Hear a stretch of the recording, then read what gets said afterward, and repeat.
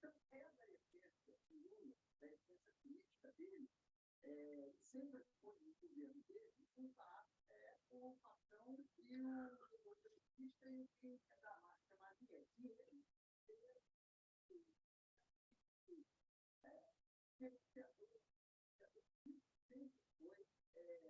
fora do Lula. E o governo também fez a mesma coisa. Então, essa essência dele, se eu colocar o agronegócio, alguém ali do agronegócio, isso aí, né? Dentro do avião, para conversar isso aí, é da essência política do Lula. O Lula sempre foi assim. Ele acha que os opostos têm que estar lado a lado de cadeira. O que mudou? Mudou o cenário político, a polarização sociedade mudou. Feita e não aceita que o coração então, ele recebeu o exemplo político,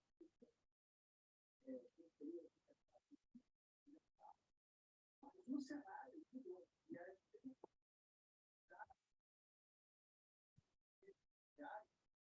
de transformar esse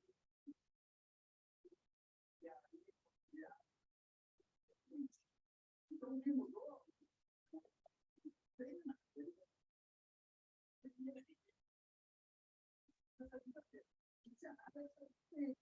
E vão usar cada vez mais contra o Lula. Então, o que o PT tem que aprender é adaptar esse novo tempo e dar uma resposta. Dizer, olha, isso aí não precisa ser político.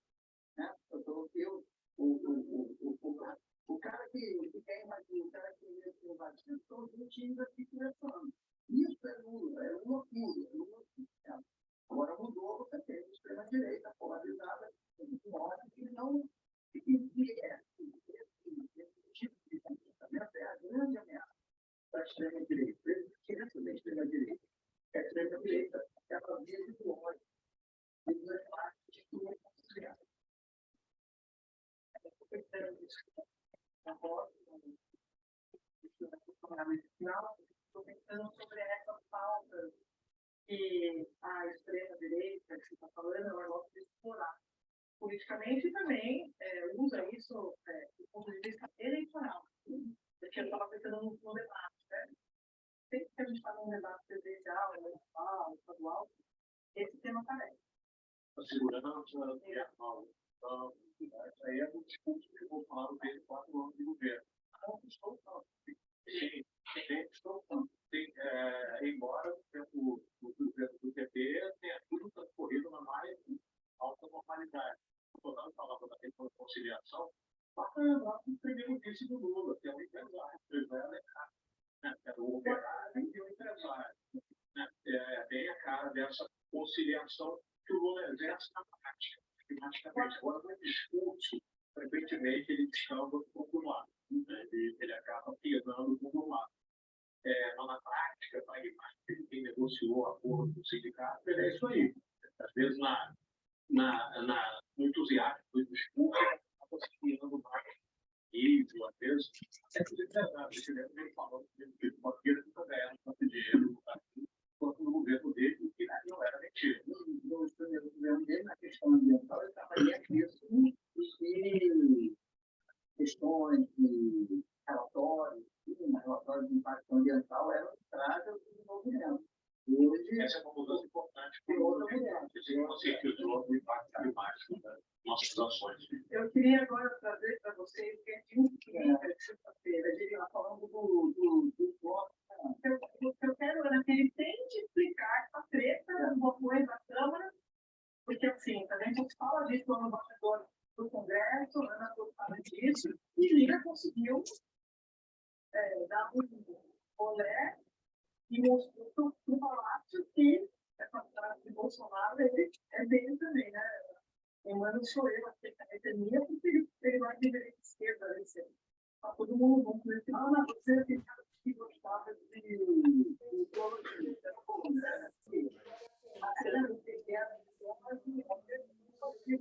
O Chico Pinheiro, que me corrigiu aqui outro dia,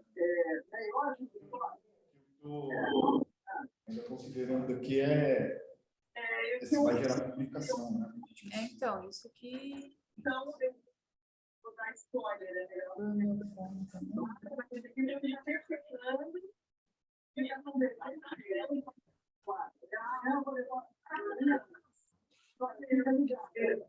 Então, vamos lá. Melhor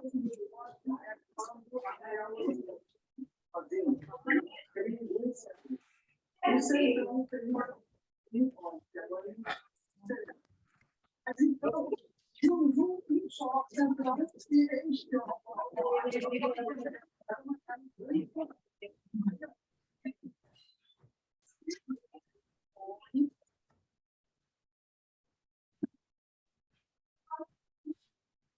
Camila?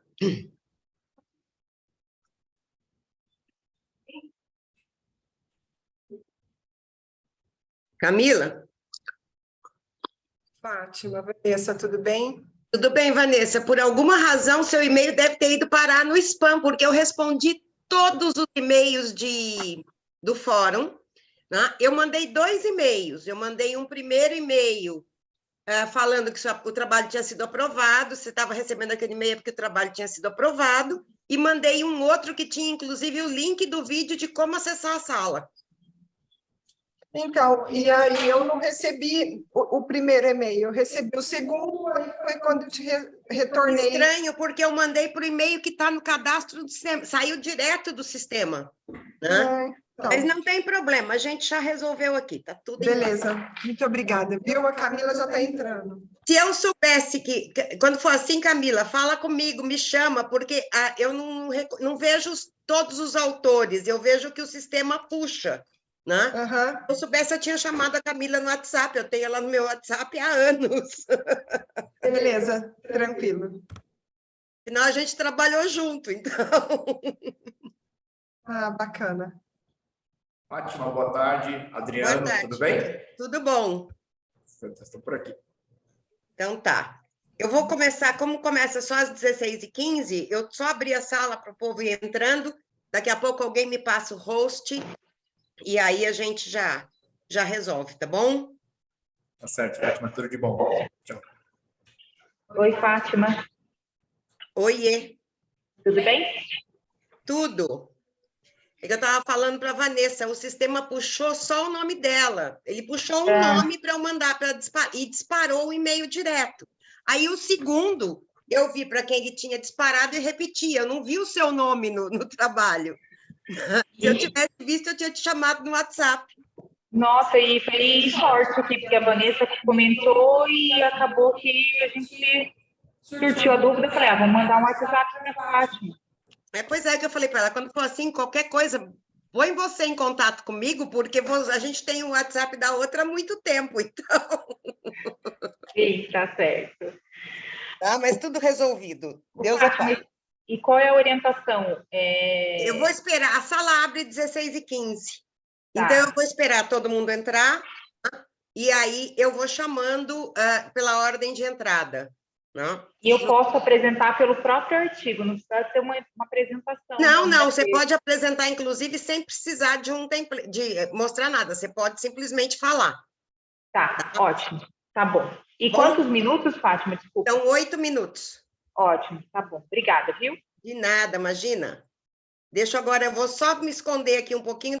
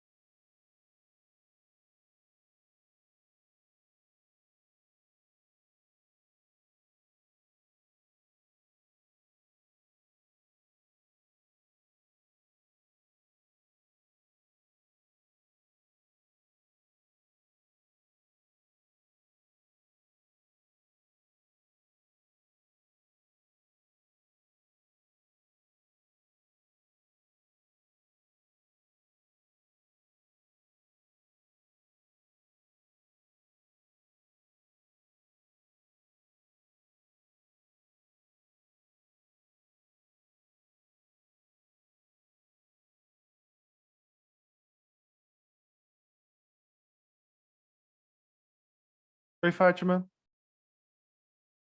Ó, vem passar o rosto. Se põe trabalho. Tá sem microfone, hein? Esqueço de abrir ele. É porque eu estava digitando aqui no grupo, entendeu? Imagina, não tem problema não. Só entrei aqui, já tô saindo, tá bom? Tá joia. Beijo. Obrigada, Tchau. Gabriel.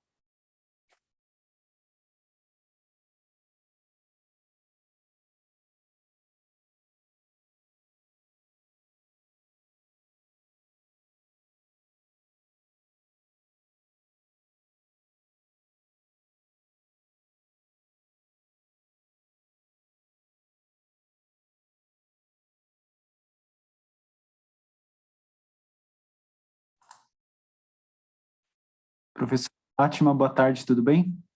É o Vitor do Semesp. Oi, Vitor.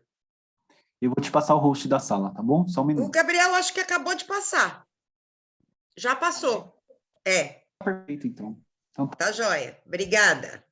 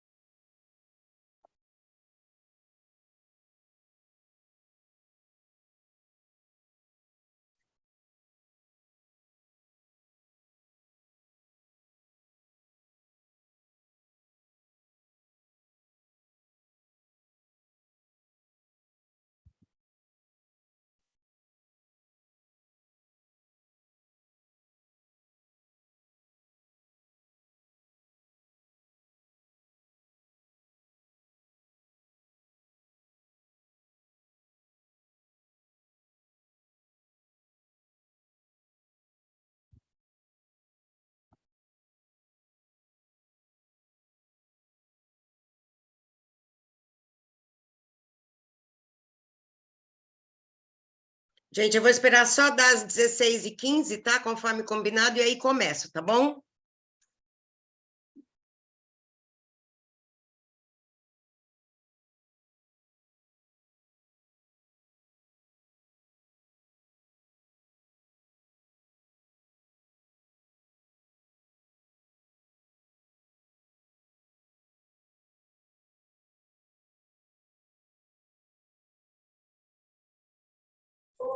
Manu, se achar que é difícil do direito, pode levar a tinta de começar, faz o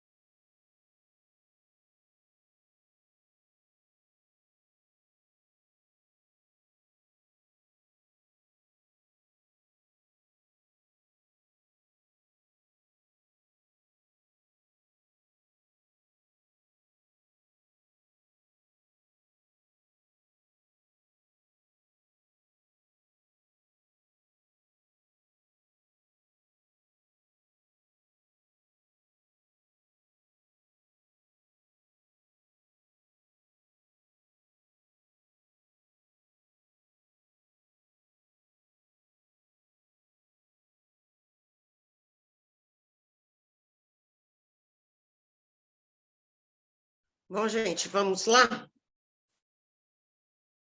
Boa tarde.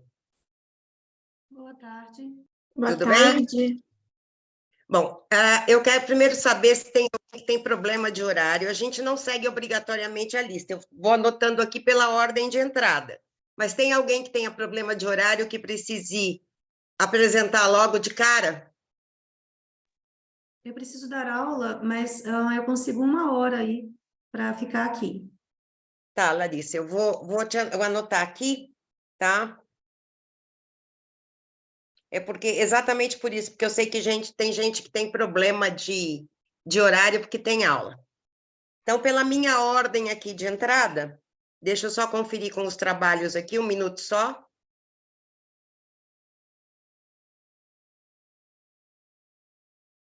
Deixa eu ver se está aqui. Camila Miller, tá aí, né? Eu vi você ali embaixo, Camila. Boa tarde, Fátima. Sim. Ok. Aqui a Silene está aqui.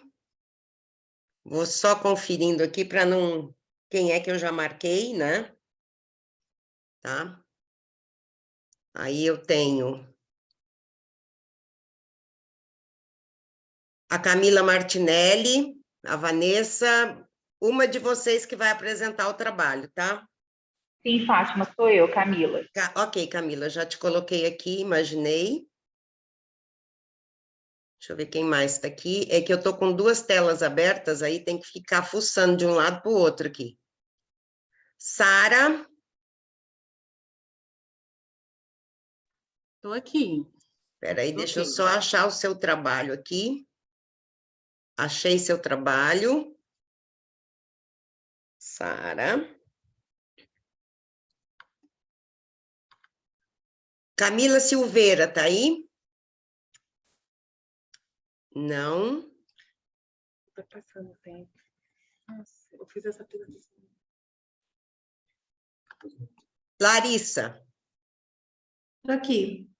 Ok. Esqueci de alguém que eu não chamei que tem trabalho para apresentar? Porque às vezes Eu, não... Fátima. O seu eu já coloquei aqui, Silene. Na hora que você falou, eu já anotei aqui. Agora que eu te vi, eu já anotei.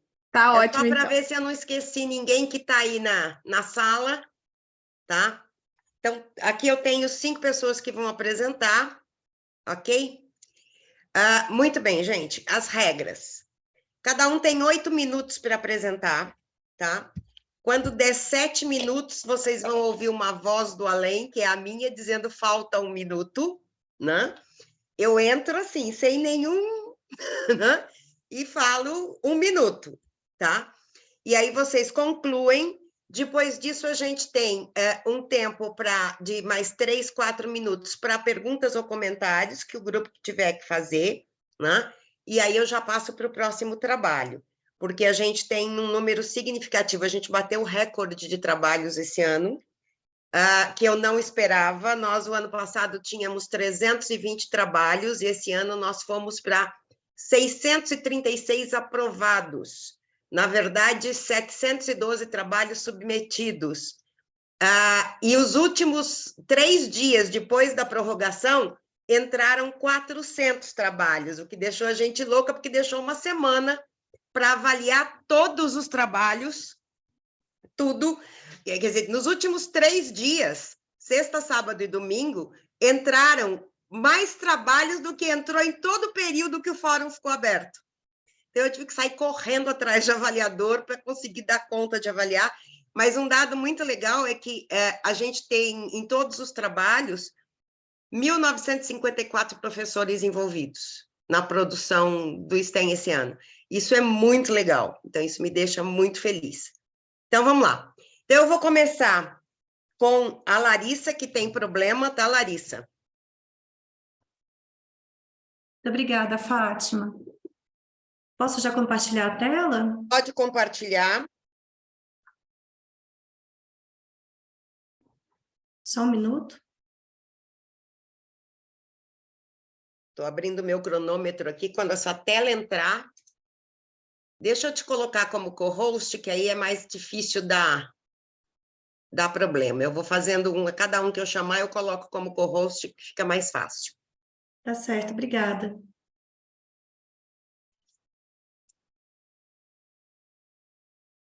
Ela entrou, modo apresentação, ok. Agora eu marco, bem-vinda, boa apresentação.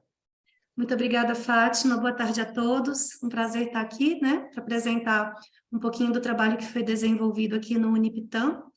Meu nome é Larissa, sou professora no Unipitã em São João del Rei. Eu sou bióloga, né, trabalho aqui nos cursos da área da saúde com diversas frentes, trabalho também com projetos.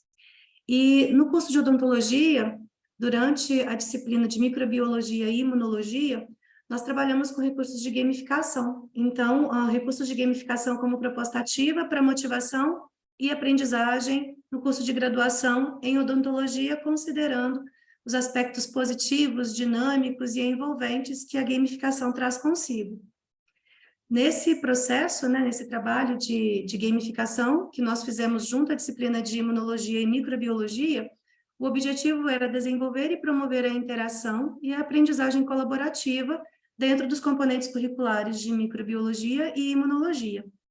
Para isso, a gente começou o desenvolvimento de alguns games e nós utilizamos como inspiração o jogo Uno, né, que eu acho que é bastante difundido entre os estudantes e até entre a gente mesmo, eu adoro jogar Uno. É um jogo fácil, dinâmico, bem bacana, e a gente utilizou também um baralho para criar um jogo do sistema imunológico. E esse baralho seguia as regras do jogo chamado Buraco. Não sei se todo mundo aí conhece, se já jogou, né? Muito legal também. E aí a gente trabalhou na confecção das cartas, e para confeccionar as cartas, a gente trouxe os elementos da microbiologia e da imunologia. E os meninos fizeram isso durante as nossas aulas, ao longo de uma semana, em torno de 4 horas aula, eles puderam desenvolver esses jogos e trazer o produto finalizado. Eles utilizaram essas 4 horas aulas em sua completude, trouxeram o jogo finalizado, na última aula eles jogaram, né? Então, eles propuseram desafios entre as equipes que estavam criando os games, eles jogaram e foi bem legal, foi bastante divertido. Como resultados, né, eu percebi enquanto docente que essas ferramentas ativas, e isso no contexto geral, elas facilitam bastante a motivação, elas trazem aprendizado e promovem superação de desafios diante do processo criativo, porque aí a gente coloca os hemisférios cerebrais numa conexão tremenda, né, para pensar aí o lado lógico-racional, o lado criativo-artístico, então isso conversa muito bem quando a gente trabalha com esse tipo de atividade. E como resultado, nós obtivemos protótipos visualmente atraentes, eu utilizo esses jogos ainda hoje, foram produzidos, né, naquela ocasião, eu utilizo ainda hoje na disciplina. A gente também trabalhou com a identificação das relações funcionais entre os principais componentes do sistema imune, porque no jogo do baralho imunológico, eles precisaram estabelecer essa dinâmica das relações e a diversão foi garantida, porque foi assim, a gente teve até que ir para o pátio, porque foi muito barulho enquanto eles jogavam o jogo, e foi bem bacana. Aqui eu trouxe uma foto do Uno de microbiologia, então aqui a gente colocou alguns arranjos microbianos, alguns arranjos bacterianos, né? E as cores nas cartas seguiam as regras do Uno. Aqui a gente tem células do sistema de defesa, então a carta preta para mudar de cor, o macrófago podia mudar de cor, o linfócito poderia dobrar a pontuação, então foi muito bacana mesmo. O processo de criação desse baralho, eles fizeram em papel cartão, plastificaram, ficou visualmente muito interessante. E o outro que nós fizemos foi o baralho imunológico, e esse jogo permitiu identificar, então, essas relações funcionais entre os principais componentes do sistema imune durante a dinâmica do jogo. Aqui alguns exemplos de cartas que foram elaboradas, que foram criadas, a gente tirou esse modelo, na verdade, do portal do professor, e os meninos reconfeccionaram o material à luz do que estava sendo dado na sala de aula. Então, alguns exemplos do tipo de cartas que eles puderam confeccionar e jogar durante as aulas. E aí, como conclusão dessa atividade, que levou aí 4 horas aula para começar e finalizar, entendeu-se que a gamificação, ela parte do princípio de se pensar e agir como em um jogo, mas num contexto que agora é diferente. E o processo, ele requer esforços consideráveis, nesse caso, para integrar os elementos do jogo num cenário que agora é lúdico, né? E que é muito diferente de simplesmente criar um jogo puro para entretenimento. Criar um game didático, ele requer um universo conceitual problemático, reflexivo, né? E é diferente de pensamento espontâneo, e isso traz uma aprendizagem mais significativa porque envolve prazer. Então, nesse caso, entendeu-se que gamificar a imunologia e a microbiologia favoreceu uma aprendizagem significativa, favoreceu o pensamento inventivo, favoreceu a flexibilidade de pensamento, né, que é pensar fora da caixa, além de trabalhar o raciocínio lógico, o foco, a concentração e também a criatividade, né? Quero agradecer aí pela oportunidade de trazer esse material para compartilhar. Eu tenho os jogos físicos, utilizo ainda com os estudantes aqui em momentos oportunos e sempre funciona, e eles gostam muito. Ontem, inclusive, no curso de fisioterapia, os estudantes estavam jogando Uno, aí eu falei, gente, eu tenho um Uno imunológico, eu tenho um Uno da microbiologia, vocês não querem jogar? Aí eles já pediram emprestado, aí ficou emprestado com um dos estudantes, e eles ficam no intervalo jogando, gente, o Uno de microbiologia, olha que legal, né? Então, dizer que foi um trabalho que me trouxe muita satisfação de executar, porque eu vejo o resultado todas as vezes que eu aplico esse jogo que foi criado lá atrás, né? E os estudantes me deram de presente, ficou comigo, e eu utilizo com outras turmas. Muito obrigada. Muito bem, Larissa. Acho que a ideia do game é sempre muito legal, porque você trabalha com o lúdico das pessoas, e acho que fica muito mais fácil de aprender. Gente, algum comentário, alguma pergunta, por favor, microfone aberto. Ela não gastou o tempo todo, ainda faltavam 2 minutos. Pode falar. Priscila, eu não estou te ouvindo.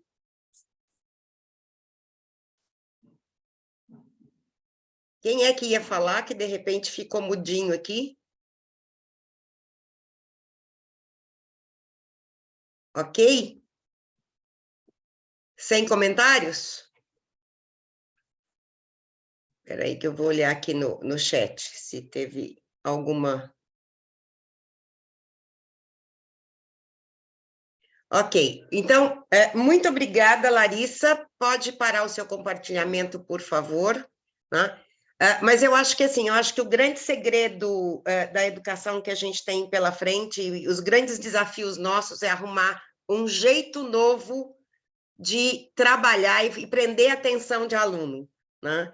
Eu brinco que eu não estou mais na sala de aula, eu fiquei 44 anos em sala de aula, eu acho que eu dei minha cota para a sala de aula, né?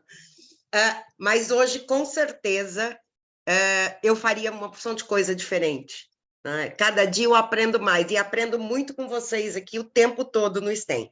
Então, muito obrigada. Então, vamos para o segundo trabalho. Espera aí, Camila, que eu vou te botar como anfitriã aqui, para não ter problema no seu compartilhamento. Pronto, ok. Pode ir. Obrigada, Fátima. Boa tarde a todos. Eu sou a professora Camila Martinelli. Eu sou professora na FATEC Guaratinguetá. Esse artigo foi desenvolvido por mim, pelo professor Adriano, que está presente aí, né, na sala, a professora Vanessa também, e o professor Bruno. Nós, além de professores, também atuamos com pesquisa no Centro Paula Souza, e o que eu vou apresentar para vocês, né, tem como objeto de estudo uma prática feita no curso de Gestão Comercial, que é um dos cursos superiores tecnológicos em que nós atuamos aqui na instituição. Essa prática ela foi especificamente aplicada em uma disciplina minha, disciplina de Publicidade e Propaganda, né? Os outros professores estão envolvidos com disciplinas na área de empreendedorismo, inovação, também programação, né? A área de tecnologia, mas é um trabalho que vai muito de encontro, Fátima, com o que você acabou de falar, né? No sentido da gente promover para os alunos uma forma diferente de aprendizado, e a gente confia muito nas experiências próximas do mercado, né? Então, trazer práticas que consigam fazer com que eles vivenciem processos, atividades que eles vão encontrar no mercado de trabalho. Eu vou utilizar como base para a minha fala com vocês o próprio artigo, tá? Deixa eu compartilhar a tela aqui. Já entrou para vocês? Sim? O artigo, então, ele é intitulado como Forma Criativa de Empreender. Ele traz aí formato digital das agências de publicidade e propaganda com ações de baixo custo. O que motivou, né, esse projeto em sala de aula? Nós temos aí com a sociedade, né, sociedade da informação e o avanço na utilização das tecnologias de informação e comunicação, mudanças nos processos, né, organizacionais, processos trabalhistas, processos relacionados à forma com que vários empreendimentos funcionam. E as agências de publicidade, elas adotam, né, essa mudança de forma muito estratégica e, para nós, em sociedade, muito impactante. A gente vê aí a TV, né, perdendo um pouco do espaço publicitário para as redes sociais, né, perdendo para outros tipos de tecnologia espaço no mercado publicitário. Então, a primeira inquietação, a primeira motivação para o desenvolvimento dessa prática é essa mudança de mercado, mudança dos formatos dos negócios, né, dos empreendimentos, diante do uso de tanta tecnologia. E aí nós aceitamos o cenário da disciplina de publicidade e propaganda, que promove, né, um eixo muito comum de percepção em relação a estratégias para eles, né, para os alunos. E uma outra situação, né, é o quanto hoje as tecnologias também permitem autonomia para os empreendedores no sentido da promoção, né? O quanto hoje o empreendedor ele pode fazer a sua autopropaganda, vamos pensar assim, mas o quanto também, na visão dos alunos, um planejamento, um atendimento profissional, ele pode ser um grande ponto, né, diferencial aí, estrategista para o empreendedor se destacar no mercado tão concorrente, né, com tantos concorrentes. Então, essas foram as grandes motivações. O objetivo, né, do trabalho é colocar os alunos dentro de um cenário empreendedor, onde eles possam pensar, raciocinar, interagir, se relacionar também, né, de forma ali com grupos, com também a sociedade, com a comunidade, a fim de gerir um plano estratégico de comunicação. Então, nós colocamos os alunos dentro de um cenário, dentro de um cenário bem próximo à realidade, onde eles pudessem experimentar, primeiro, a percepção em relação à mudança no mercado, né, da publicidade e propaganda. Então, nós criamos ali um contraste onde como se comportava uma agência de publicidade, como hoje ela ganhou braços e articulações diferentes, né, nas estratégias publicitárias.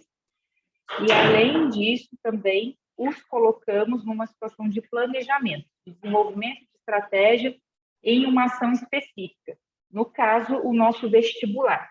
Então, nós colocamos os alunos mesmo para praticarem um planejamento, para criarem um plano, né, estratégico de comunicação, de publicidade, onde eles pudessem vivenciar esses novos formatos dos negócios digitais, de uma agência de publicidade e propaganda, um formato mais novo, né, mais contemporâneo.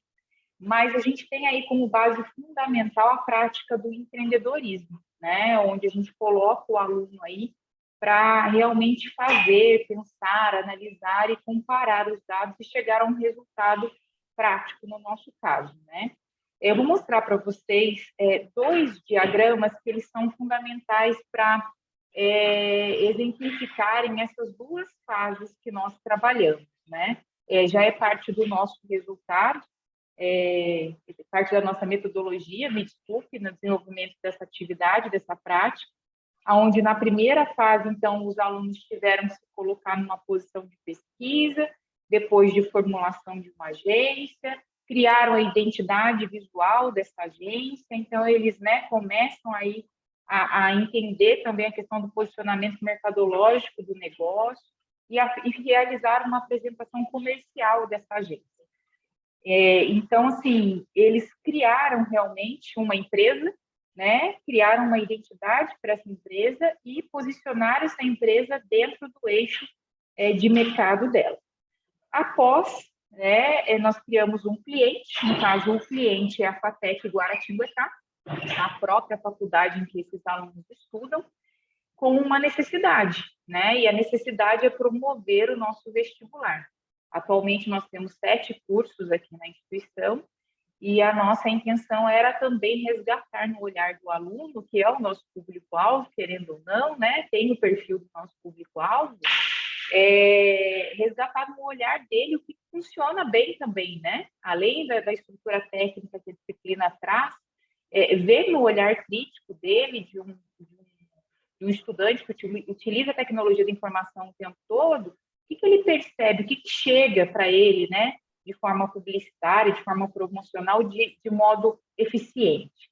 E aí eles entraram num ciclo, porque eu utilizei muito na disciplina ferramentas de gestão da qualidade, para que nós tivéssemos realmente não só a parte criativa da publicidade, né, a parte visual, da comunicação visual, mas para que nós tivéssemos a parte estratégica, né, índices, dados, para que a gente conseguisse mensurar o desempenho de um planejamento, né, para que eles tivessem toda essa vivência. E aí, esse diagrama que foi adaptado... Um minuto. Para publicidade e propaganda, nós usamos o ciclo PDCA, que é uma ferramenta, uma metodologia dentro da gestão da qualidade para nos ajudar. Então, eles identificaram um problema, atendimento, fizeram um briefing criativo, criaram um plano todo da campanha dentro do formato de 5W2H, que é uma outra ferramenta de gestão da qualidade, validaram isso numa campanha real de promoção do vestibular, e entraram para a ação, que é a articulação disso, né? E como resultado, nós tivemos aí a conversão de público em demanda, né, em candidatos para o nosso vestibular da FATEC Guaratinguetá. Então, tivemos aí um resultado muito positivo na vivência dos alunos de forma prática, né, e que validaram isso para a gente em outros resultados, mas, enfim, esse foi a grande prática aí que nós analisamos e resultou na composição desse artigo. Agradeço a atenção de vocês. Imagina. Obrigada, Camila. Na verdade, gente, só falar, eu fechei minha câmera porque a internet está instável e eu estava cortando o que a Camila estava falando, tá bom? Outra coisa, assim, gente, algum comentário? Vocês querem fazer alguma observação? Observação rápida, eu posso, Fátima? Pode. Bem rápido, tá? O trabalho ele é desenvolvido pela Camila, no geral, dentro da sala de aula. A gente participa, né, com as revisões, colaborações mais também acadêmica, lógico, né, mas definição de conceito, pelo menos foi o que eu fiz e tentei ajudar. Para o aluno, imprescindível, tá, que ele perceba que ele é criativo e ele é muito profissional. Ele não tem noção disso. Ele não tem noção. Tá? A gente consegue enxergar e depois ele acaba enxergando depois. Mas ele já chega aqui, a hora que ele está desenvolvendo alguns trabalhos, ele não tem essa noção. Porque ele passa por esse tipo de atividade, acho que essa percepção acaba acontecendo para a gente, muito mais por eles até. São profissionais e são extremamente criativos. Tá? Isso até pela concepção do trabalho a gente consegue perceber. Ok. Mais algum comentário? Não? Camila, você pode, por favor, parar de compartilhar sua tela?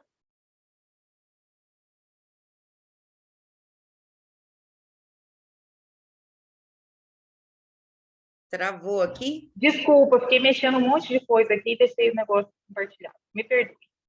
Eu perdoo, dessa vez passa.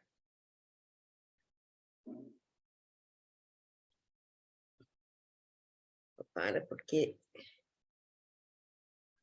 Não saiu ainda, Camila.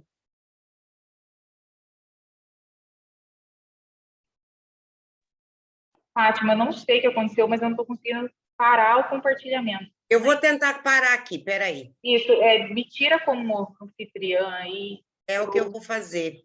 Não estou conseguindo parar. Espera lá. Mas, Fátima, se outra pessoa for compartilhar, vai colocar em cima da Camila. Só pedir outra pessoa para compartilhar. Não precisa nem ela parar. Ela conseguiu já conseguiu. Destravou aqui. Obrigada, viu? De nada, obrigada a você. Agora é a Camila Miller. Porque a gente tem 3 Camilas nessa sala. Boa tarde. Boa tarde, Camila. Confusa com as Camilas. Uma hora eu abri a desativava. Posso compartilhar, Fábio? Pode compartilhar, sim. Beleza.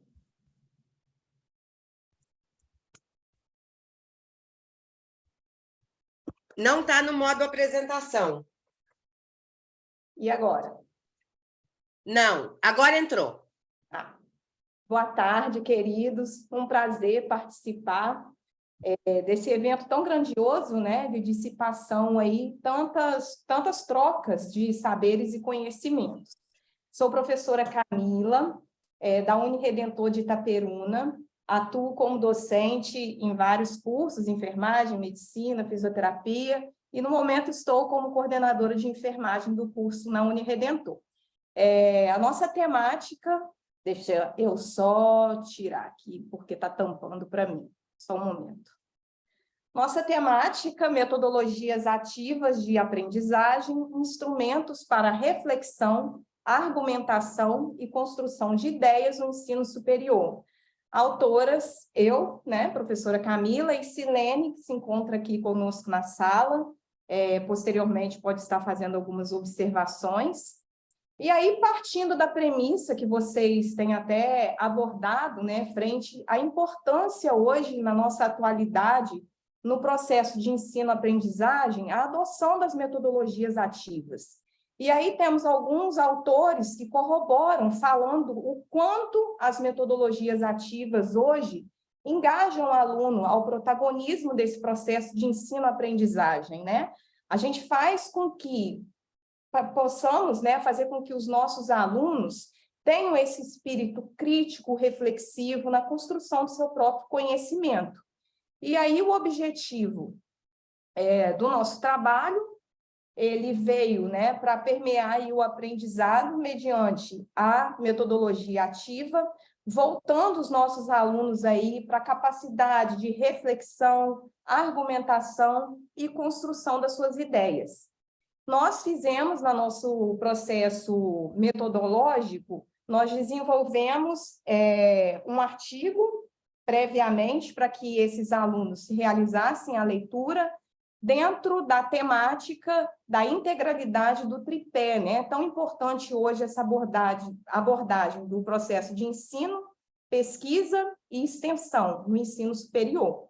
Esses alunos, então, previamente realizaram uma leitura do que versa aí a temática, e, posteriormente, houve um processo em sala de aula, através da sala invertida, da discussão de todo esse conhecimento, de envolver esse aluno a esse espírito crítico, reflexivo, e, posteriormente, eles realizaram aí a elaboração do mapa conceitual. Como resultado, nós verificamos, né, que essa integração efetiva, essas trocas de saberes, de conhecimento, toda essa discussão fez, né, uma tomada de decisão dentro do conhecimento, fazendo com que esse aluno realmente dissipasse o seu potencial.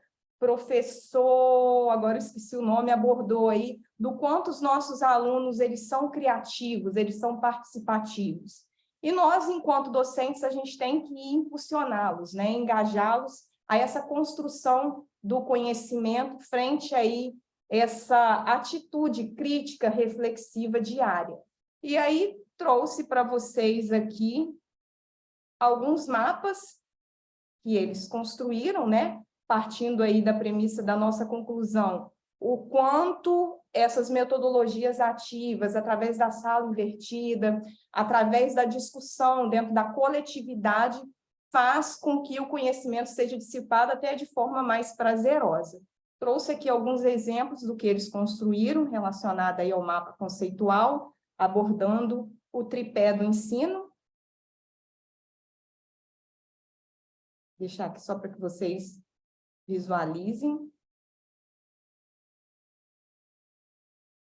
E aí agradeço pela grandiosa participação. Deixo também aí para esses minutinhos para que se a professora Silene, que também foi autora do trabalho, quiser fazer alguma observação. Me desculpe aí a rapidez, porque eu estou um pouquinho resfriada e estou segurando um pouco a tosse.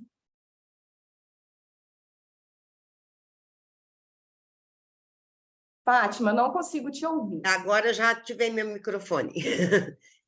Você quer fazer algum comentário, Silene, para completar? Eu gostaria. É importante, né, a gente, nesse cenário atual, eu tenho outro trabalho, né, que eu vou falar um pouquinho depois, mas quando a gente trabalha com alguns conteúdos que são mais conceituais, essas estratégias mais dinâmicas e o mapa conceitual, ele atende muito a essa proposta, porque ele exige uma leitura prévia do estudante por um texto base, e a partir disso ele vai construir o seu cenário reflexivo, né? E como a gente sempre trabalha em grupo, eu acho que é bastante importante frisar o desenvolvimento até por esses alunos da capacidade de síntese, deles entenderem que o que eles estão ali graficamente representando é uma estratégia de estudo para eles, não só para aquele conteúdo que a gente trabalhou na sala, mas que eles podem aplicar essa estratégia para outros conteúdos, né, em outras disciplinas, e isso favorece bastante o aprendizado, esse aprendizado dinâmico, né, atuante aí do estudante. Ok. Fazendo a observação rapidamente, Fátima, Não, você tem tempo ainda. Da importância 2 minutos. dos nossos alunos entenderem também esse tripé, né, do ensino, da pesquisa, da extensão, da contribuição para a sociedade, né, dessa dissipação do conhecimento e a contribuição que eles desenvolvem também para a sociedade de uma forma geral, de trazer esse contexto para o aluno do extramuro, né, do extra-institucional. E nesse momento, nessa elaboração dos mapas conceituais, aí a gente pode observar o quanto os alunos se engajaram no processo desse ensino, de entender a proposta, de comungar todo o conhecimento, contribuindo também de cunho social, né? Esses alunos fizeram algumas observações em sala de aula e foi muito benéfico, foi uma produção muito rica para o conhecimento deles também, enquanto agentes multiplicadores e construtores, né, de uma qualidade de vida e saúde para a população. Ok, vocês ainda têm 1 minuto. Tem mais alguma observação? Não mais. Obrigada. Não mais? Então, gente, está aberto. Alguém quer fazer algum comentário? Eu vou fazer a mesma coisa que eu fiz na minha sala de manhã. Estava todo mundo tão comportado de manhã que eu achei que estava todo mundo dormindo, porque ninguém falava nada. Né? Algum comentário, alguma observação?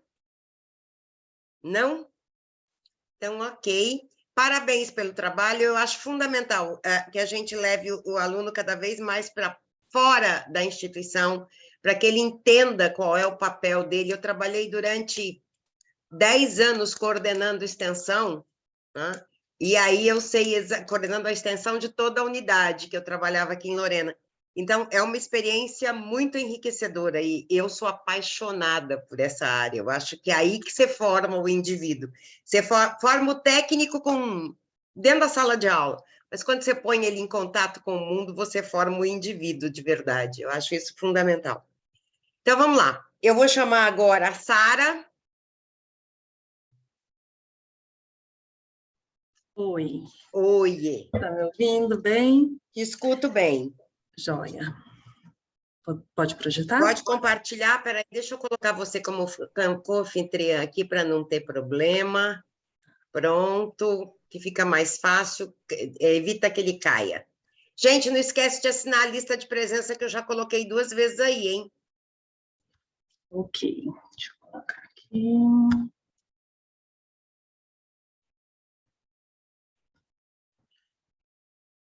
Entrou no modo apresentação já, Sara. Ok. Eu sou a professora Sara, sou professora do curso de odontologia no ITEPAC Palmas, professora das clínicas integradas e da clínica de urgência, e estou aqui hoje para apresentar uma estratégia para o treinamento de elaboração de plano de tratamento e orçamento odontológico com os alunos de graduação. Tem problema para passar? Não. Então, falando um pouquinho sobre o plano de tratamento odontológico, ele é primordial para garantir o sucesso do tratamento, né? Mas, acima de tudo, é ele que vai promover uma relação de transparência e de confiança entre o profissional e o paciente, né? Então, ele é extremamente importante e, além de considerar as condições bucais, ele também precisa considerar as individualidades do paciente, né? Então, as necessidades, as expectativas, e inclusive a capacidade financeira. E treinar o aluno para estabelecer esses planos de tratamento e estabelecer o orçamento odontológico é um desafio, porque eles ainda não têm uma prática, né, uma vivência nesse assunto, e eles têm uma dificuldade de estabelecer custos de materiais, custos de equipamento, custos de procedimentos, né? Então, o objetivo desse trabalho foi descrever essa estratégia de treinamento, né, aplicada em uma disciplina do curso de odontologia, que foi para capacitar os alunos de graduação do 9º período a desenvolver os planos de tratamento e estabelecer os orçamentos odontológicos. Então, foi uma atividade utilizando metodologias ativas, foi realizada no curso de odontologia do ITEPAC Palmas, né? Os alunos envolvidos foram os graduandos do 9º período, é um curso de 10 períodos, né? Participaram 40 discentes e 6 docentes da disciplina da Clínica Integrada 3, né? E foi realizado em 2 etapas. Os 2 momentos, eles foram realizados de forma síncrona em sala de aula. Na primeira etapa, a estratégia utilizada foi uma exposição teórica, dialogada, né, com uma apresentação de um caso clínico, e o segundo momento foi um estudo de caso a ser desenvolvido pelos alunos. Então, o nosso primeiro momento foi no dia 7 de fevereiro desse ano. Um professor da disciplina, ele ministrou uma aula expositiva dialogada, com o assunto era o diagnóstico e o planejamento clínico, e após a fundamentação, né, teórica desse assunto, ele apresentou um caso clínico real de um paciente, com anamnese, fotografias, radiografias, e estabeleceu o plano de tratamento, né, que era o nosso tema-chave, apresentou todas as etapas de execução, né, tudo com registro de imagem, e o resultado final. E durante todo esse momento, os alunos, eles participaram ativamente, expondo as suas dúvidas, suas opiniões, discutindo, né, outras possibilidades de tratamento. No segundo momento, que foi o de estudo de caso, aí a turma foi dividida em grupos, e eles receberam um caso clínico, todos os grupos receberam o mesmo caso clínico, um exame de imagem, uma planilha de valores de procedimento odontológico. E cada grupo fez uma discussão, estabeleceu um plano de tratamento, número de sessões, né, quanto tempo seria necessário para estabelecer esse tratamento e um valor orçamentário. Então, e eles registraram isso no quadro branco, né, que é tem esse quadro em todas as paredes da sala, então cada grupo fez o registro, né, do seu plano de tratamento, do seu orçamento. No segundo momento desse mesmo dia, cada grupo fez a apresentação para a turma, para os demais grupos. E no terceiro momento, os professores fizeram feedback das apresentações, teve uma apresentação de uma outra possibilidade que não foi pensada por nenhum grupo, a gente tinha 6 grupos presentes, não foi pensado, 5 grupos presentes, não foi pensada por nenhum grupo, e a avaliação, ela foi contínua, né, do processo do desenvolvimento, mas também da capacidade de comunicação e argumentação dos alunos em relação à escolha que cada grupo realizou, né? Então, quando a gente vai apresentar os resultados e a discussão, esse primeiro momento da exposição teórica, que ele permitiu que os alunos adquirissem os conhecimentos fundamentais, né? E a apresentação desse caso clínico real, além de aprofundar esse conhecimento, mas ele funciona muito como uma motivação, uma inspiração para os alunos. Eles gostam muito de ver porque se trata de um caso de uma complexidade maior, né? Nessa nossa segunda etapa, que é a etapa do estudo de caso, a gente teve uma participação ativa e colaborativa de todos os grupos.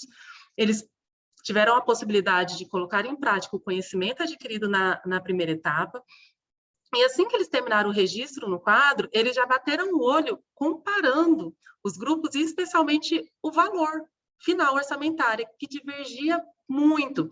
Então, eles tinham que fazer uma justificativa, uma argumentação de por que era um grupo, o valor era menor, outro grupo, o valor era bem maior. Então, isso era em decorrência do cenário que eles imaginaram, do paciente que eles imaginaram, o tipo de clínica. Então, foi um movimento que uniu muito a diversão com o aprendizado.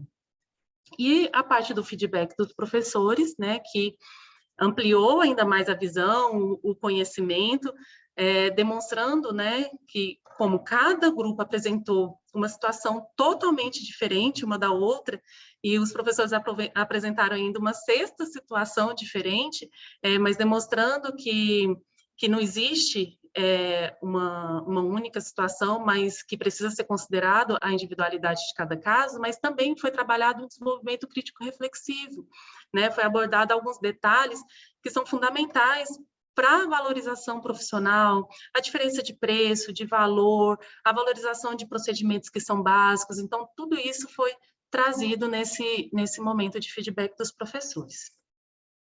Então, a nossa conclusão é que a metodologia adotada na atividade, ela permitiu que os alunos desenvolvessem habilidades práticas fundamentais para o exercício da profissão e que vai contribuir significativamente para a prestação de um atendimento de qualidade, né, aos pacientes. Aqui estão as referências. Muito obrigada pela oportunidade. Ainda tem 1 minuto. 1 minuto, e eu achei que ia passar. Queria agradecer a oportunidade de estar compartilhando, né, essa atividade com vocês, e parabenizar também pelo evento, né, que tão grandioso, mas o que eu tinha para expor mesmo era isso. Então, muito obrigada. Você pode parar de compartilhar, por favor? Claro. Deixa 1 minutinho aqui. Vamos ver. Pronto, está saindo já. Tá? Joia. Já vai.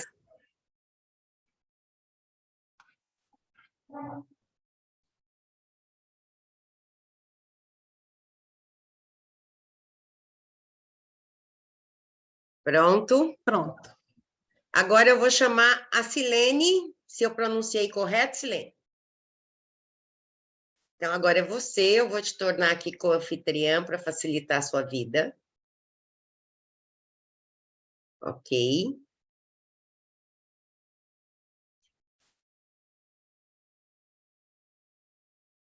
E vocês estão todos muito quietinhos aí, viu? Só se manifestam aqui pelo lado, com palminhas e tudo. Ninguém quer falar nada, né?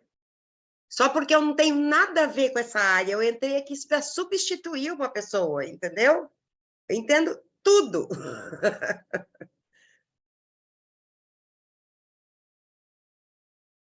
Só fui ali fechar uma porta.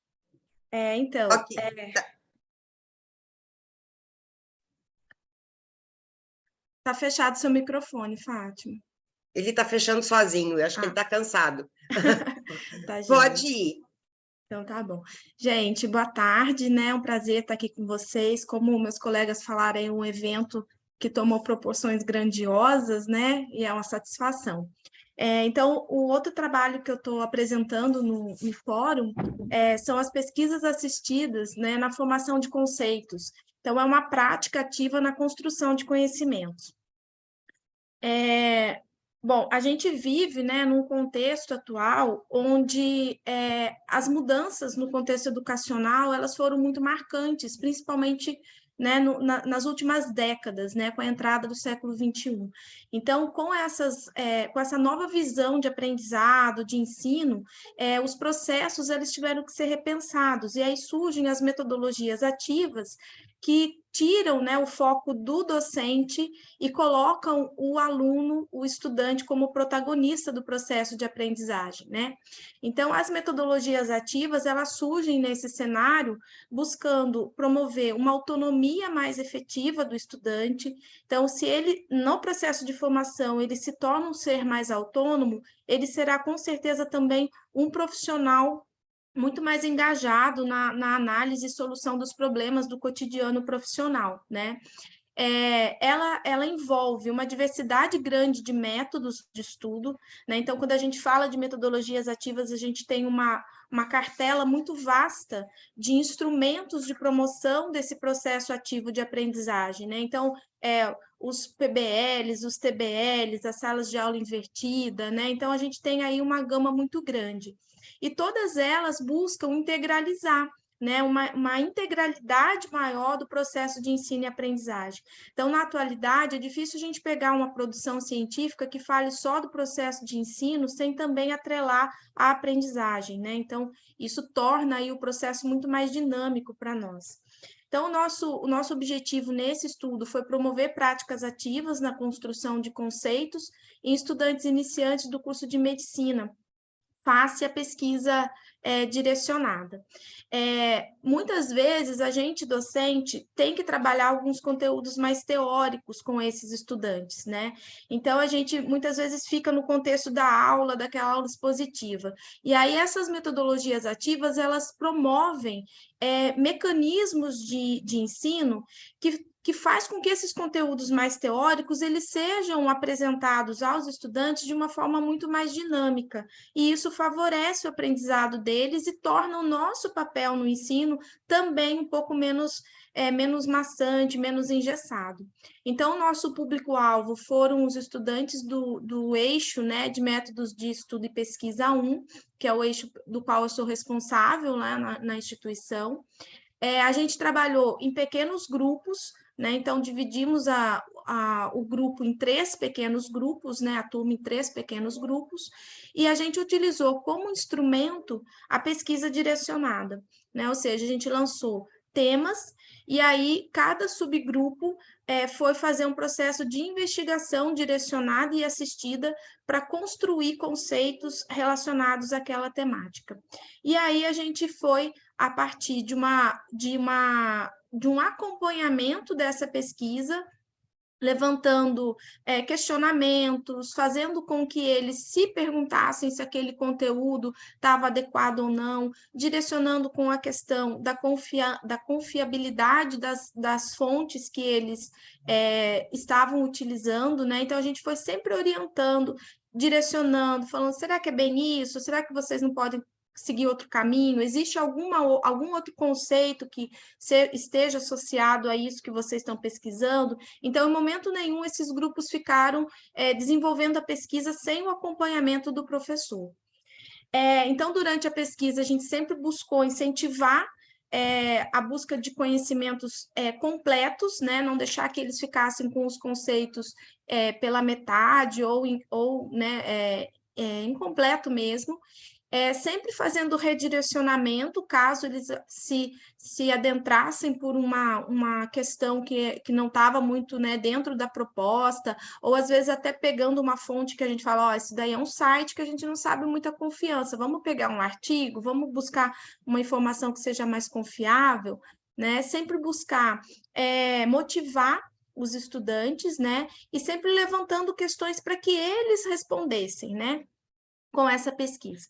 Então, a gente teve aí, né, uma prática nos nossos resultados, né, que foi bem aceita pelos alunos. Então, eles trabalham, né, em grupos, eles discutem, eles colocam as observações, os argumentos, né, eles escrevem no quadro, eles escrevem na mesa. Então, eles trabalham bem essa questão da construção da percepção individual de cada integrante do grupo em relação àquela temática.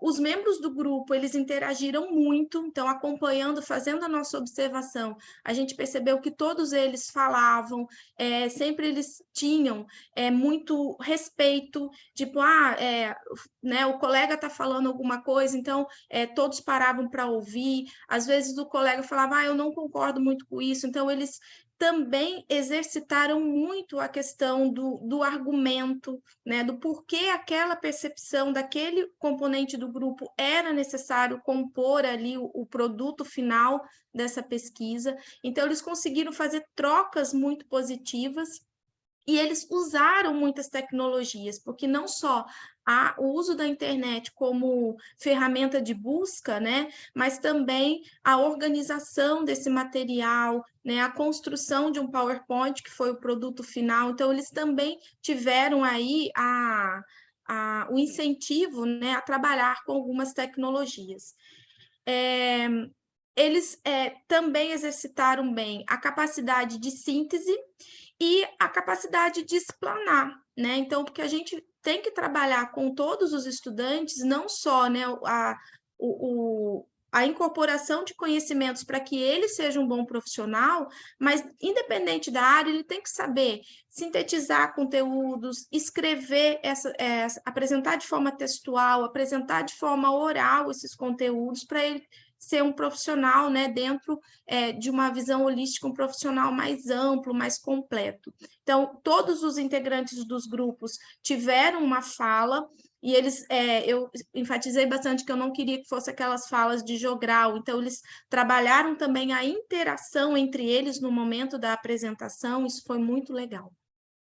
E aí, como conclusão do trabalho, né, a gente chega na síntese de que o uso dessas metodologias ativas é uma ferramenta extremamente eficaz para o aprendizado, não só da área médica, mas de qualquer uma, e principalmente, né, quando a gente adapta essas metodologias ativas para conceitos mais teóricos, para conteúdos mais teóricos, mais conceituais, e tira o estudante, né, do regime passivo de absorção para ele buscar de forma mais ativa, mais proativa, os conhecimentos que ele vai passar a integrar. Então, essas metodologias ativas promovem melhor integração, estimula o respeito, porque eles precisam saber ouvir o colega, eles precisam incorporar a visão, a posição do colega, então isso também trabalha a argumentação deles, né?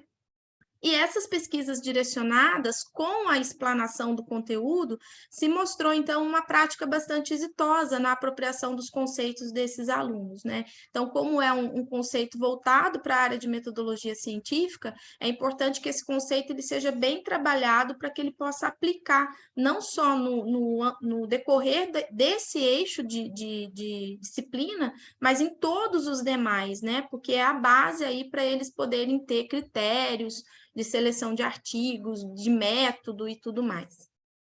Aqui as referências que eu utilizei e agradeço a atenção de todos aí. Estou aberta a perguntas ou colocações. Agora que ia dar 1 minuto. Ainda bem. Dou 7 minutos. Que bom. Gente, algum comentário?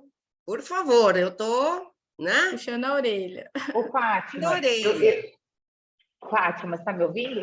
Estou ouvindo, sim. Eu queria parabenizar a professora, né, pelo desenvolvimento do artigo, e eu queria colocar o nosso olhar aqui também da nossa instituição, porque hoje as disciplinas teóricas, né, elas são os maiores desafios para nós, porque realmente transcrever uma disciplina que é massiva no sentido, né, de exige do aluno comportamento de concentração, exige do aluno, né, leitura, exige do aluno análise crítica, e para ele acaba sendo desgastante aquela aula teorizada, aquela aula tradicional, né, eu acho que hoje é o maior desafio para qualquer professor. Então, eu acho muito importante ter essa participação, né, nesses congressos, nesses momentos, para que a gente troque e veja experiências, né, de outras instituições, outros docentes, para que a gente extraia, né, possibilidades, porque é um desafio, é comportamental quase também, né, eu participei aí da última edição do STEM, e uma das grandes discussões foi a parte comportamental mesmo, é um grande desafio para a gente ter a atenção do aluno. O aluno tem tecnologia em sala de aula, então ele se distrai com o mundo lá fora, então o protagonismo aí e a autonomia também, acho que são 2 pontos importantes dentro da sala de aula que a gente precisa promover no aluno, né? Então, professora, eu queria parabenizá-la pelo estudo e pela discussão contemporânea aí, que para nós acho que é o grande desafio como docente. Obrigada. A outra Camila está com a mãozinha levantada.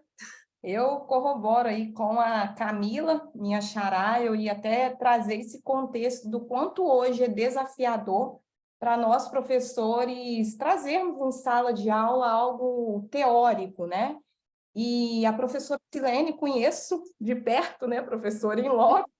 Somos colegas. Silene, ela é super dinâmica e trago a importância, né, da utilização hoje nas metodologias ativas frente aí a essas disciplinas tão teóricas, utilizando também esses recursos tecnológicos. A gente vê o quanto os nossos alunos se dispersam muito facilmente, porque hoje a tecnologia tomou conta, né? E quando a gente consegue inserir nas próprias metodologias ativas, problematizando, fazendo com que esses alunos utilizem também os recursos tecnológicos em sala, a gente verifica o engajamento dos mesmos e essa interação, né? Esse respeito, fazendo com que os alunos se questionem, se tragam questionamentos e resolutividade em sala de aula, e esse respeito, né, dentro dessa coletividade, muito importante, e parabenizo aí o trabalho da professora Silene, tão grandioso, né? Enriqueceu muito nessa tarde. Tem mais algum comentário? Não, até que enfim vocês falaram, né? Olha só, nós vamos ganhar um prêmio aqui. Camila, a próxima Camila entra na fila agora. Deixa eu só compartilhar minha tela. Eu já coloquei você como co-anfitriã aqui para não ter problema. Ok, deixa eu só compartilhar, colocar em modo de apresentação e a gente começa um segundo. Ele não entrou ainda em modo de apresentação, agora entrou, ok. Agora foi, só vou esconder a barra de notificação aqui do Zoom e já começo. Aqui, pronto. Então, pessoal, boa tarde. Eu sou a Camila Teixeira, eu sou docente da FASA Vic, em Vitória da Conquista, no interior da Bahia. O nosso trabalho ele foi também da coautoria da professora Bárbara Cabral, da professora Marta Reis e dos alunos Isadora Sampaio e Samia Sufi. Nosso trabalho abordou um pouco das atividades lúdicas que foram empregadas na monitoria como nova abordagem pedagógica. Então, a gente tem discutido muito qual é a importância, na verdade, da mudança, dos desafios que as metodologias de ensino e aprendizagem têm enfrentado frente a esses novos cenários que nós temos lidado no dia a dia docente, e esse repensar das nossas estratégias tem feito com que nós buscássemos aplicar essas como novas estratégias mais eficientes, na verdade. E principalmente porque o aluno hoje, ele lida com acesso a tecnologias e novidades educacionais que vão muito além do que aquelas que nós conhecemos, ele está imerso em um ambiente que é muito moderno, às vezes a gente está lidando com o aluno, que ele traz para a gente, inclusive, ferramentas que às vezes nem nós conhecemos, sabemos lidar, e ele está exigindo da gente realmente esse aperfeiçoamento, essa modernização do nosso processo de ensino-aprendizagem.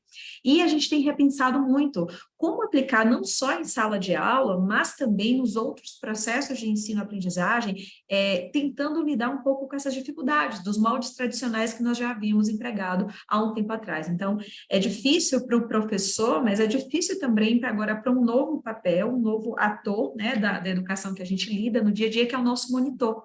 Então, dentro do programa de monitoria, de preceptoria e monitores, a gente também tem que ter esse cuidado de empregar e trazer para o monitor a importância dele lidar com esse seu colega de forma muito mais ativa e participativa.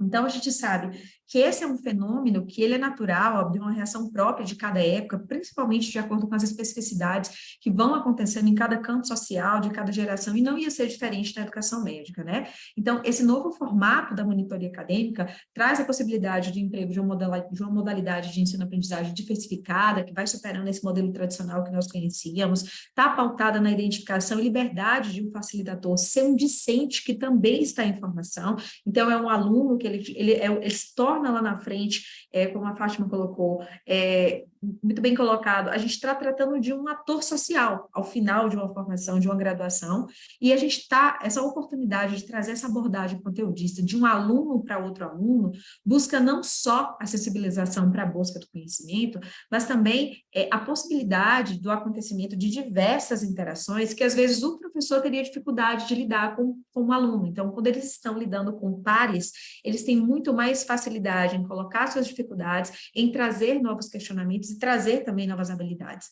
E aí, dentro do nosso programa de monitoria, a gente começou também a empregar essas metodologias ativas, as abordagens lúdicas também de participação desses alunos, e a gente foi desenvolvendo, tivemos como objetivo essa experiência dessa monitoria acadêmica mesmo, utilizando a gamificação com os estudantes do primeiro período de medicina como um ponto inovador do processo formativo extraclasse. E essa foi uma experiência para a gente muito importante, tanto para o monitor quanto também do aluno que se beneficiou. A gente está tratando de um relato de caso, foi desenvolvido aqui na nossa IES, que é um polo acadêmico muito importante da região, e foi desenvolvido com a disciplina de habilidades e atitudes médicas. Nas nossas atividades, como que nós fazíamos? No primeiro momento, a sala ela foi dividida, ela era dividida, na verdade, em 2 grupos de alunos, para que eles pudessem sequenciar as etapas de anamnese acadêmica que estavam previamente misturadas pelos monitores. E aí o aluno tinha como objetivo exercitar a ordem correta da anamnese, e a gente sempre colocava uma atividade, uma prenda a ser paga ao final de cada rodada dos grupos, e aí cada grupo que errava, eles tinham que passar fazendo a dança da corda, simulando, mimificando uma marcha patológica, quando esse grupo errava a ordem da anamnese. No segundo momento, a gente realizava algumas dinâmicas com perguntas e respostas orais, utilizava alguns jogos virtuais, como o Kahoot e outros mais, e também alguns carrosséis de atividades lúdicas que eram possíveis realizar. E aí a ideia era que o aluno tivesse a possibilidade de localizar, interpretar, executar alguns termos técnicos, etapas básicas de anamnese e também saber realizar o exame físico. E também tentar fazer algumas associações do conteúdo que ele trazia da palestra teórica, usando músicas, gritos, caretas, gesticulações, a gente tentou mimificar tudo que fosse possível e dar a possibilidade de expressão para esse aluno a partir da condução e da orientação desses monitores, que também já tinham passado por aquelas atividades e traziam consigo também as suas dificuldades. E eles foram também se engajando nesse processo. E aí, num terceiro momento, a gente também tentava simular, a partir de uma revisão sistemática, a OSCE. Então, o exame clínico objetivo estruturado, ele era simulado dentro do processo de monitoria, porque a gente sabe que é um processo de tensão para o aluno que vai para uma OSCE, ele vai muito tenso, ele vai muitas vezes apavorado por não conhecer bem o processo, como ocorre, inclusive pela forma de estar sendo avaliado. Então, a gente tinha como intuito, principalmente, preparar esse aluno para a sua primeira avaliação da OSCE. Como resultado, primeira coisa que nos surpreendeu, 80% da turma participava dessa monitoria ao longo do semestre todo, a gente tinha um rendimento muito bom. A experiência foi mostrando que quanto mais domínio conteudista esse monitor tinha, isso ajudava muito para a sua atividade pedagógica, então a gente começou também a trabalhar com esses alunos que eram os monitores, eles executavam muito bem as atividades de monitoria, reconheceram esse domínio que eles precisavam ter do conteúdo e passaram a se engajar ainda mais nesse processo. Em termos de preceptoria, a gente realizava sempre reuniões periódicas de alinhamento desses conteúdos com as aulas práticas, eles recebiam orientação para a construção de um procedimento operacional padrão, para que todos os monitores fizessem as atividades de forma equitativa, e essas orientações não eram para limitar os monitores, não, muito pelo contrário, a gente estava tentando buscar incentivar o uso dessas metodologias ativas, atreladas à ludicidade, para que esse trabalho ele fosse desenvolvido de forma mais dinâmica possível.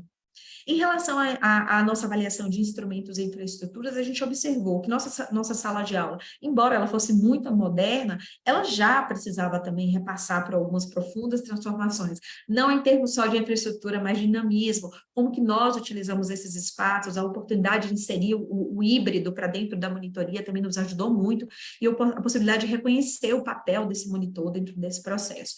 Nós tivemos um feedback muito positivo de 96% da turma aprovando a utilização dessa atividade de gamificação nas monitorias, e algumas frases, por exemplo, poxa, me ajudou muito a fixar o conteúdo, foi muito interessante que eu tivesse esses jogos nas aulas também, eles trouxeram isso para a gente, e a gente percebeu que quanto maior era a interação dos alunos com a atividade, mais a gente conseguia observar essa fixação.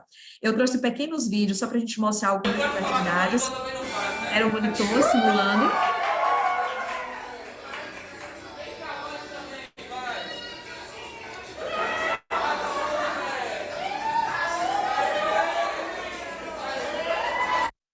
Aqui, o aluno terminando.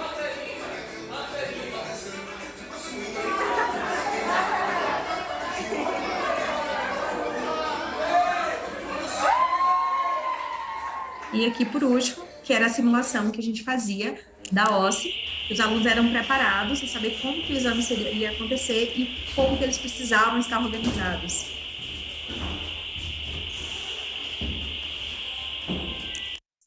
Então, como conclusões, a gente sabe que esse uso de metodologias de ensino, ela se torna uma nossa importante ferramenta, e que por se tratar de um conhecimento que está sendo passado de um discente para o outro, a adoção desses programas de monitoria nos auxilia muito nessa missão de desenvolver essas atividades mais dinamizadas, porque eles bem mais conhecem a realidade deles do que nós mesmos docentes, e isso é muito importante para que a gente ultrapasse essas formas de adesão ao conteúdo, que se torne uma experiência muito mais de docência para esse monitor, e é que a gente inspire esse monitor também a lá na frente pensar se ele pretende ser, por exemplo, um futuro médico que vai atuar na docência, de que forma, como ele vai trazer esse conteúdo para os colegas dele, para os seus alunos agora, e a gente sempre frisou isso muito nos nossos programas de monitoria, que a adição dessas novas metodologias em parceria com os programas vai agregar muito positivamente nesse processo de ensino-aprendizagem, e que esses programas têm muito a contribuir para o nosso desenvolvimento docente também, e das formas como a gente tem tratado a abordagem da docência nas nossas IES. Algumas referências que a gente utilizou, muito obrigada. Você ainda tem 1 minuto. Só quero agradecer aos meus coautores e deixar aberto para alguma pergunta. Eu queria colocar só uma coisa, eu acho que monitoria é uma das coisas mais importantes que você tem na sua formação profissional. Sim. Eu comecei exatamente na década de 70 como monitora. Uhum. Né? E quando aí fiz minha especialização, fui fazer outras coisas depois da faculdade, mas continuando como monitora, fiquei 1 ano fora, voltei para ser monitora da minha professora, já uma monitora voluntária, não estava mais na faculdade, já tinha morado fora e tal, e foi através disso que eu acabei na sala de aula. Sim. Então, quando eu entrei na sala de aula em 1981 pela primeira vez, né? Eu entrei na sala de aula porque eu tinha trabalhado desde o meu 2º ano de faculdade como monitora, né? E eu acho que é uma experiência fundamental, e se você decide pela docência, sim, essa experiência, eu brinco sempre que assim, eu nunca corrigi tanto fichamento, que era moda na década de 70, na vida, né? Mas eu aprendia muito mais lendo os fichamentos, porque eu tinha que entender do assunto para poder corrigir, do que qualquer outra coisa. Então, a minha formação se deve muito profissional, na minha área de atuação, na sala de aula, graças à monitoria. Então, eu valorizo qualquer trabalho de monitoria que apareça, porque eu acho que isso é muito, muito importante. Sim. Gente, comentários? Alguma pergunta? Não? Então, tá ok? Obrigada a você. Eu vou tirar o co-anfitrião de você e vou passar agora para a Sabrina. Boa tarde, gente. Tudo bem? Tudo bem. Espera aí que eu vou botar aqui o anfitrião para vocês, o co-anfitrião para você, Sabrina, para não ter problema de... Pronto, tá ok? Certinho. Pode iniciar a apresentação? Pode colocar a apresentação, assim que colocar eu marco o seu tempo. Ok.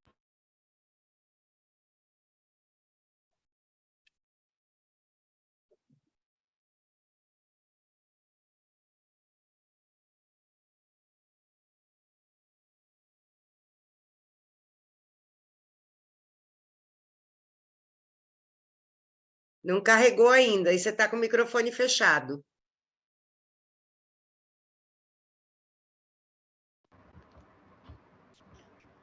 Tenta de novo, porque ela não carregou. Agora entrou. Ok, perfeito. Certinho. Tá todo mundo me ouvindo? Estamos sim. Certinho. Bom, só me apresentando de novo, meu nome é Sabrina, eu sou estudante de medicina do 2º período da Unifipmoc em Montes Claros, e hoje eu vou estar apresentando para vocês o trabalho Peer Instruction e outras metodologias ativas, uma breve revisão sistemática. Bom, fazendo uma introdução um pouquinho do assunto para vocês, a gente sabe que a implementação de metodologias ativas no Brasil ele é uma tendência muito crescente, e isso ocorre principalmente porque com as novas mudanças na forma de se educar e na própria educação brasileira, surge uma necessidade de substituir aquela velha metodologia tradicional, em que o professor ele é o detentor de todo o conhecimento e o aluno ele é apenas um agente passivo ali na sala de aula. Então, com isso, a metodologia Peer Instruction, que é basicamente instruções em pares, ela tem ganhado um destaque muito grande, porque ela tem uma eficácia em diversas áreas do conhecimento. Tanto que no Brasil, essa metodologia, ela apresentou inúmeros benefícios, porque ela favorece essa participação ativa dos alunos no processo de aprendizagem. Então, tira um pouco dessa passividade do aluno e permite que ele discuta o assunto com os próprios colegas e até mesmo com o professor. Então, a aula ela deixa de ser expositiva e se torna muito mais ativa, porque você tem uma discussão entre todos ali naquele ambiente.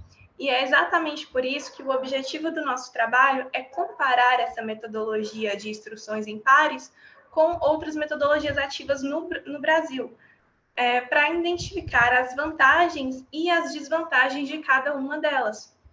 Na nossa metodologia, a gente fez uma revisão sistemática de literatura, então a gente buscou saber o que tinha na literatura sobre essas metodologias, e para isso nós utilizamos algumas bases de dados online, como a Cielo, a Scopus, a Web of Science, e por meio dela a gente buscou artigos e trabalhos que falem dessas metodologias.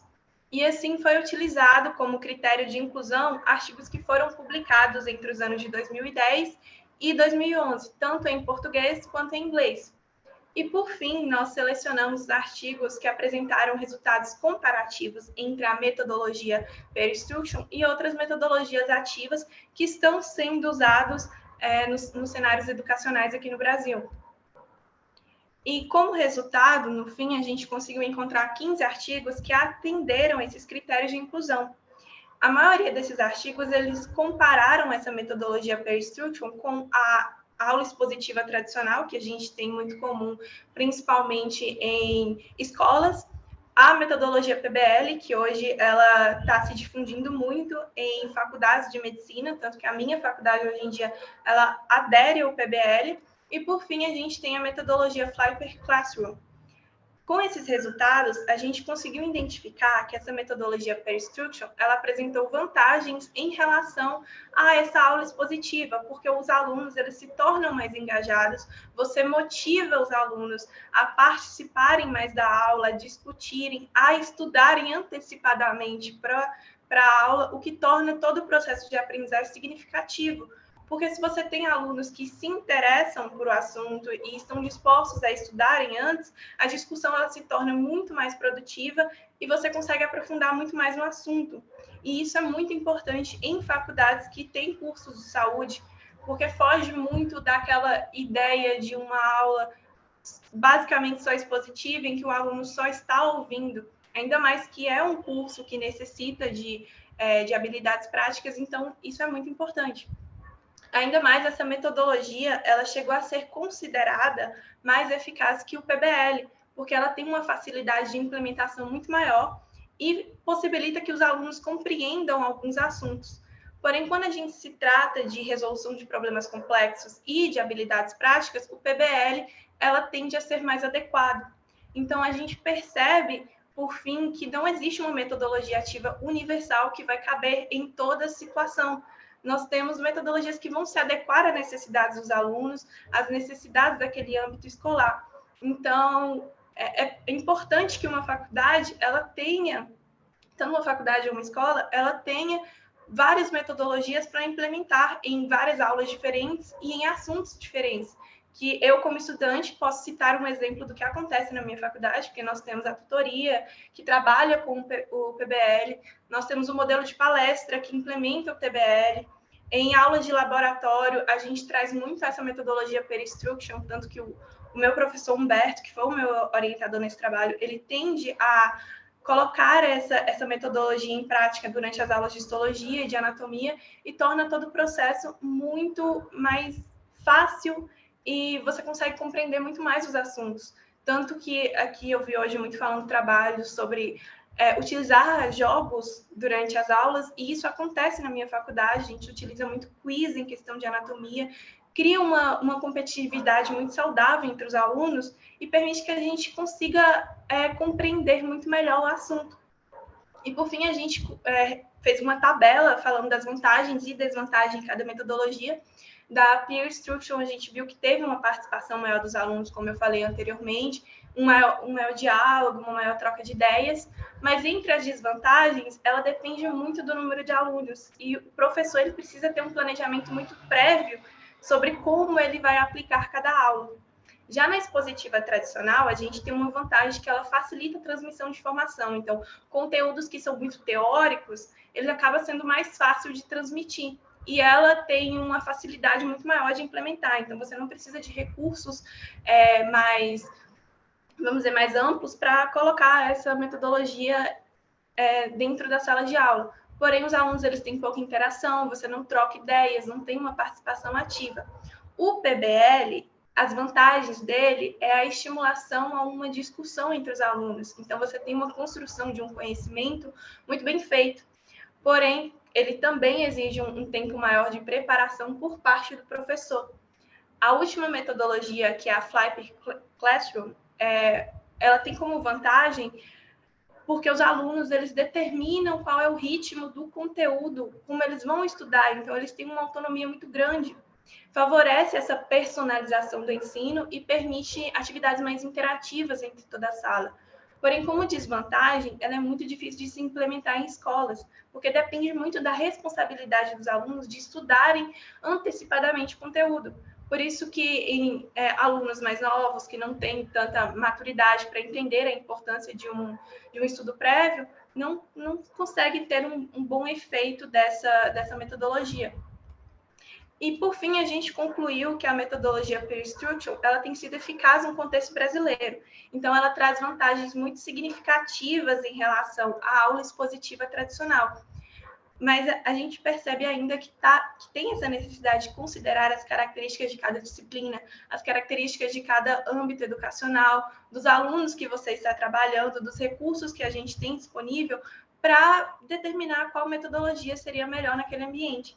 E por isso a gente precisa realizar novos estudos para avaliar a efetividade dessa metodologia de instrução em pares em várias áreas de conhecimento. Então, vendo como ela vai funcionar para cada matéria que é trabalhada em sala de aula, para cada classe de alunos ou para cada cenário educacional diferente. Porque a gente percebe que a educação ela é muito volátil, a gente tem necessidades específicas para cada aluno, necessidades específicas para cada instituição, e por isso que a gente precisa ver qual metodologia se adequa melhor a esse cenário. Essas foram as referências que nós usamos para o nosso trabalho, e eu finalizo aqui minha apresentação e agradecendo muito a presença de todo mundo e a atenção de vocês. Ok. Deixa eu só tirar aqui você de... Pronto. Gente, algum comentário? Eu queria comentar. Queria parabenizar por termos uma estudante, né? Isso é muito bacana, parabéns.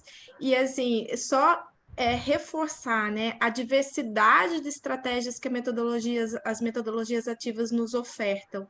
E a gente, enquanto professor, a gente tem sempre que estar antenado do sentido das adaptações necessárias, né?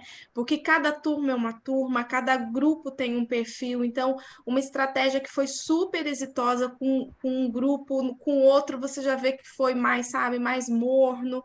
Então, assim, a gente tem que estar o tempo todo se ajustando, se adequando, inovando, e mais uma vez, assim, ressaltar a importância do fórum, né? Porque aqui as trocas, os exemplos, a gente sai daqui muito, muito enriquecido. Queria parabenizar, né, e deixar aqui meu forte abraço a todos. Só uma coisa, gente, depois esses vídeos todos, de todas as salas, vão subir no YouTube. Então, quem não pôde acompanhar todas as salas, pode entrar mais tarde, assim que a gente conseguir editar 98 salas, eles vão subir todos no YouTube do STEM e vão ficar disponíveis, tá? Eu queria só dizer uma coisa, eu acho que isso que você falou, Silene, é extremamente importante.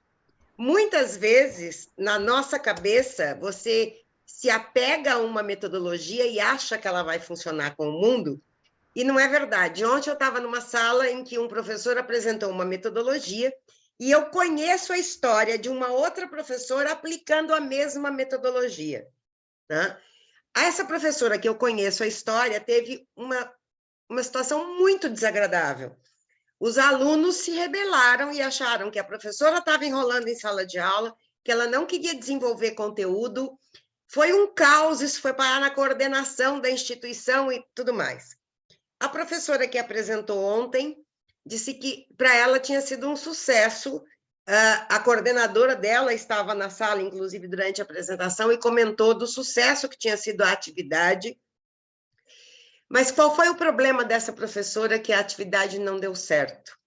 Ela foi trabalhar com uma atividade de game numa turma muito conservadora, com o pessoal mais idoso e que não tinha muita habilidade em trabalhar com tecnologia, né? Então, gerou um atrito entre os mais novos da sala e os mais velhos. Eles acabaram discutindo, porque um chamou o outro de burro, pelo menos, né? Como você não sabe mexer com isso? A gente perde. Então, em vez de resolver a situação, o aprendizado foi zero, porque eles acabaram discutindo, né? Então, essa questão da gente saber qual é o perfil da sala e o que vai funcionar com essa sala é fundamental. Se a gente não estudar isso muito bem estudado antes, a gente pode dar com a cara na parede na primeira aula e aí acabou. Porque até se conquistar de novo a confiança da turma para participar das atividades, dependendo da turma, é um processo. Então, assim, eu conheço, como eu estou aqui no STEM desde 2013, quando ele foi fundado, né, e ainda dei aula até 2000 e pouco, né, é só fazer a conta, né, é 2016, né, eu percebo o quanto a gente vem evoluindo, mas o quanto a gente precisa discutir comportamento do aluno. O quanto a gente precisa entender o aluno do outro lado, para poder saber como é que a gente vai conduzir a atividade, né?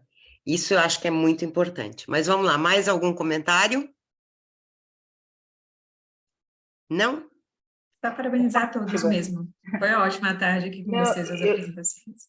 Eu só queria, em cima desse olhar seu, falar que, às vezes, né, quando nós entramos aí em início de semestre ou para cursos anuais, a gente tem um plano, né, nosso plano de aula.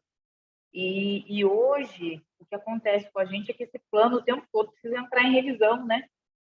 E tem sala que você consegue estabelecer um ritmo, né? Eu já trabalhei com peer structure e assim, funciona para algumas, mas dependendo do perfil da sala não funciona. Hoje, por exemplo, eu dou aula para uma sala que a gente tem assim, uma divisão social clara.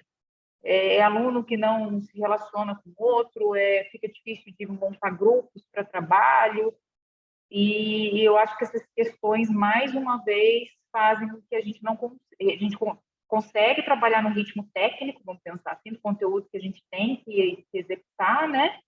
Mas as metodologias o tempo todo, elas precisam, a forma, né, que a gente dita o ritmo, ele vai precisar ser revisto conforme o perfil, né? O perfil vai dita aí para a gente que funciona ou não funciona. Muito legal, e parabéns para a Sabrina, também fiquei muito feliz de ver uma aluna, né, aqui com a gente. Nos Parabéns. resumos expandidos, a gente tem alguns alunos que participam com os professores, né? O Humberto é o professor dela. Então, eu acho legal porque é uma forma de começar a botar a cara para o mundo e dizer, olha, eu também existo, também estou aqui. Eu porque não é uma grande dificuldade, não, é uma grande dificuldade estimular a pesquisa dentro da instituição. Né? É muito difícil você ter uma sala onde você, pelo menos para nós, aqui é o nosso cenário, é muito difícil envolver o aluno na produção científica. E às vezes ele nem percebe que o que ele está fazendo em sala de aula é produção científica, né? Mas despertar o envolvimento para participação num congresso, em eventos como esse que nós estamos vivendo, é difícil estimular isso numa grande maioria, né? Existem casos, lógico, mas numa grande maioria ainda é muito difícil. Com certeza. Gente, eu queria agradecer muito. Agradecer não só pela tarde de hoje, mas agradecer em nome do STEM, né? Vocês sabem que eu estou sempre aqui à disposição, todo mundo quase já tem meu WhatsApp. Quem participou das formações do STEM com certeza tem, né? Então, precisando é só me chamar, né? Eu estou sempre disposta. E muito obrigada pelo trabalho. Eu acho que isso que é a coisa mais importante, do fundo do coração. O STEM nesses anos todos que eu estou aqui, desde que ele foi criado, a menina dos meus olhos, é uma coisa que eu acredito como tudo. Eu não meço esforços por causa disso. Eu acredito que é uma forma, porque ele foi pensado e é pensado o tempo inteiro para o professor. Tudo que a gente faz é pensando no professor. Então, eu vou passar uma avaliação final de todo o evento para vocês, espero que vocês me respondam, porque dali a gente tira muita coisa para criar os nossos programas. E apontem quando a gente faz a coisa errada, por favor, porque de vez em quando a gente também erra. Eu brinco que eu instalei esse ano um programa de computador para submissão de trabalhos. Então, eu estou com um técnico novo, eu já falei que terminando o evento ele tem que se preparar, porque o ouvido dele, né? Que eu tenho uma lista de tudo que ele tem que mudar. Porque a gente vai percebendo, mas avisa e sinaliza que para a gente também é importante, tá bom? Então, nos vemos. Bye, bye. Boa tarde, pessoal. Tchau, tchau. Tchau.